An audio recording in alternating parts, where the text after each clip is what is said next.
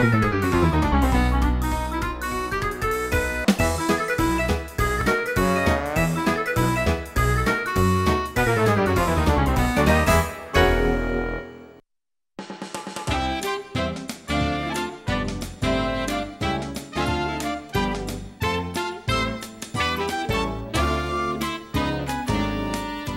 everyone, welcome to More Than Kimchi, where you learn to make those Korean foods that you love to eat.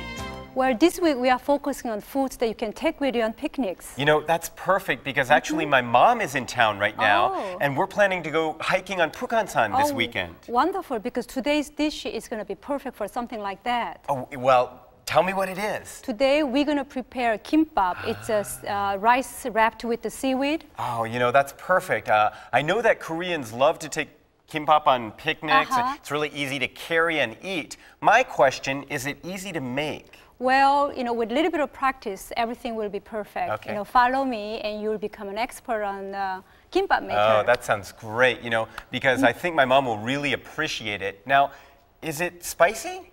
Well, I don't think so. It's not spicy. Besides, we're going to show you how to make 3 different kinds of kimbap so she could have her choice. Oh, that's perfect. All right. Well, today's theme, how to make kimbap, coming right up.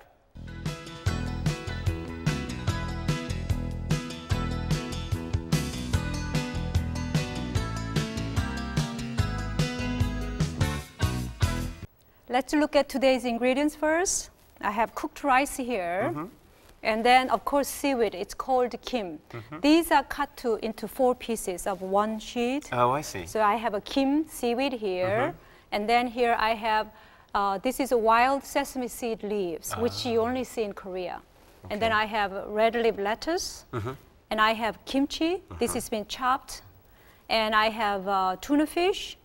And some cheese, and as a spice I have sesame seeds and sesame oil and some mayonnaise for tuna fish. Okay. And these are just chopped, those vegetables I I'm see. going to use. Now let me ask a little bit about the ingredients here. Now first of all, you said the seaweed, they sell it in those big sheets, That's right? right, yes. And some of them they sell, it's been already roasted. This one I roasted before we cook. So it's important, if you buy something that's not roasted, make sure you just roast slightly on a very low flame. So you can buy kim either way, Either way, roasted yes, or not? Right, and the package will tell you what they are. Oh, okay. And also, the kimchi, is this kimchi just standard? This kimchi is standard, but I would recommend to use a little bit fermented one, you know, something not too fresh, because you will enjoy the flavor of, you know, fermented flavor more. Oh, okay. And this has been chopped and also squeezed the liquid out. Okay. That way it's not so wet when you make it. So first I'm going to make, there are 3 kinds of ingredients I'm using. First thing is the kimchi. Okay. I put a little bit of So the 3 types that we can make here are kimchi kimbap, and then tuna kimbap. Tuna kimbap, what's and the then third one? cheese. Oh, cheese kimbap. Okay. So this is 1 ingredient we're going to use. So you're mixing that with the With sesame the sesame seeds and sesame oil, very nice combination. Oh, wow. I've never seen kimchi actually mixed with those So things. this is like a stuffing for kimbap. So 1 is done. That's already done. Boy, that Yes. was easy. The second Hey, I one like is this. tuna fish. I'm going to let you do it. Okay. Tuna fish, you mix with the tuna fish, and then a little bit of this sliced onions, Okay. and then a drop of mayonnaise. All right. Well, those of you that were watching yesterday will remember that I am an expert tuna fish maker. So don't worry, everything's in control here with the tuna fish kimbap. I can do it. All right. So you're going to mix the tuna fish, a little bit of mayonnaise, and then the chopped onions. All right. And when you make kimbap, we use something like this. This is called pal in Korean. These are thin strips of bamboo. And what you do is you are just basically rolling it. It will be easy for you to make kimbap. And if some of you are really good at it, you can just do by your hands. But I prefer using this. Yeah, I would think that would make it easier, maybe. And also, when you look at the kim, you will find one side is kind of shinier than the other side. The shinier side, I will put it to the bottom. And the little rougher side will be the top. Oh, okay. And then you're going to use rice. Okay. First, spread it on top of this kim, which is seaweed. So you just, you put the rice right on top. Right. And then? And you know, rice is kind of sticky. That holds the shape together, but also sometimes it sticks to your hand when you handle it. In that case, you just have a bowl of water. Right. You just dip your hand a little bit, and then you can handle it. I see. Now, is this rice just standard? Do you have to let it sit or anything after you make it? When you cook, make sure the rice is a little dried than the regular one. So put slightly less water. And also soak the rice always before you cook. So soak the rice perhaps about 30 minutes before you cook. Oh, okay. Now And then, what does that do? That makes it... The softer. That makes it softer. Right. Okay. Let's see. All right. I'm going to make kimchi. Okay. This is a... And then what, do you want to try? Sure. Well, I'll watch you first. Okay. Get the expert right. here. And then maybe you can, and then I'll this is the stuffing you made, maybe you can use tuna fish. So I'm going to use kimchi first. Okay. Ooh, that looks pretty good. You know, I would say I'm pretty much of a kimchi fan. I know there are a lot of foreigners in Korea who don't like it, Right. but I think a number of people do like it. I think it's an acquired taste. Yeah, and also, you know, kimbap is also made in Japan, and this will be a distinctive Korean flavor there. You are That's using right, exactly. kimbap as you know, stuffing. So when you roll it, is there any special technique there? No, you just roll it up and then squeeze it. That will make it kind of harder. It holds the shape better. I see. And the kim just sticks to the rice, That's right. Okay. See? Hey, there it is. So one it's done. All right. That seems pretty easy to me. Okay. So first of all, we're looking at the, okay, there's the shiny side. Right, that will go to the bottom. That's on the bottom, right? Shiny side on the bottom. Okay. So we've got that, and then get some rice on here. And next I'll try to make those, what's next one? The cheese one. I will make the cheese stuffing. Okay. Well, use a little bit of water on Use your a little bit of water. fingertips, and then just push it, pound the rice hard. Okay. That's the important thing. And here I'll show you how to use the cheese. Okay. You know, as I'm making this tuna, this tuna kimbap, I'm reminded that actually tuna has been in the news a lot lately. And because also of it's your favorite food. Well, it is my favorite food. But because of DHA, you know, apparently a lot of Korean mothers are trying to get their kids to eat tuna because it makes them smarter. Is that true? It's important, especially, you know, in Korea. There's a very important test at the end of November. A lot of mothers are thinking about that. Oh, really? Do I need anything else in here besides this, or will this do? Yeah, would you like to use a little bit of lettuce there? That will give a nice green color with those white tuna meat. This looks pretty good. I don't know how it's actually going to turn out, but... On mine, I'm going to use the yellow color cheese, and then use a little bit of this sliced, this is wild sesame seed leaves. Okay. That will give you a nice, you know, contrast of color. All right. And also the flavor. Oh, boy. Okay, let's see how we do here. And also, you know, cheese is a real typical, you know, Western food to Korean.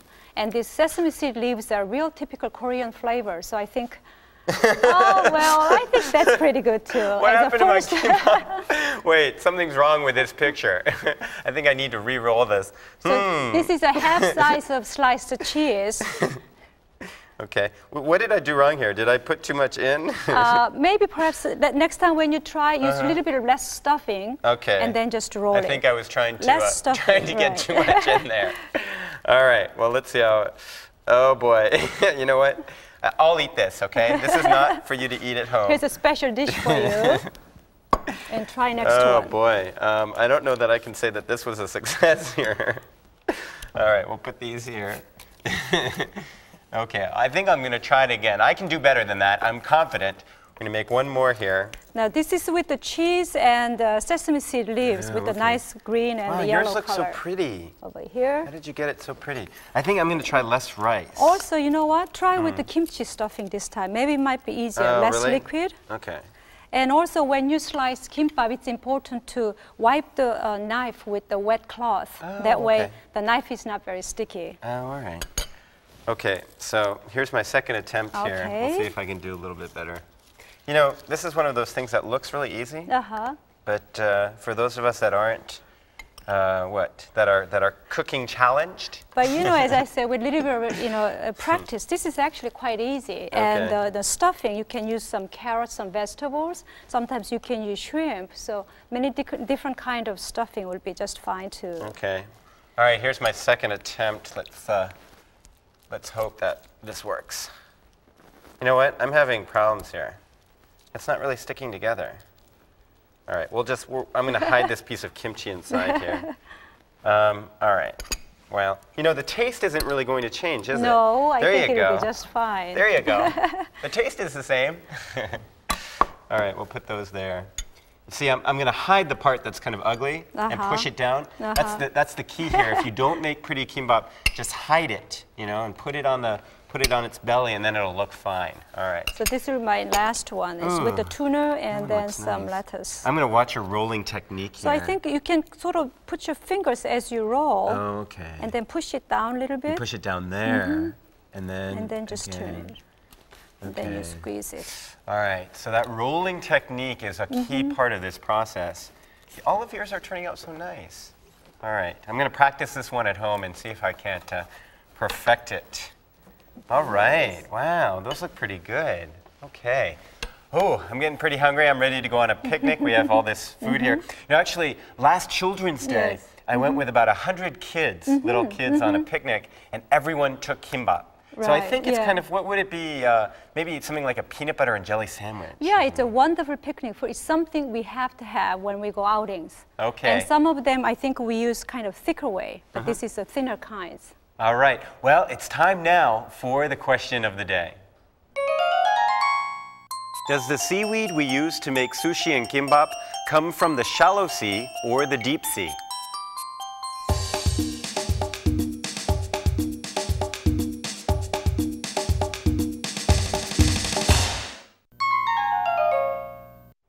The answer to today's quiz question, the deep sea.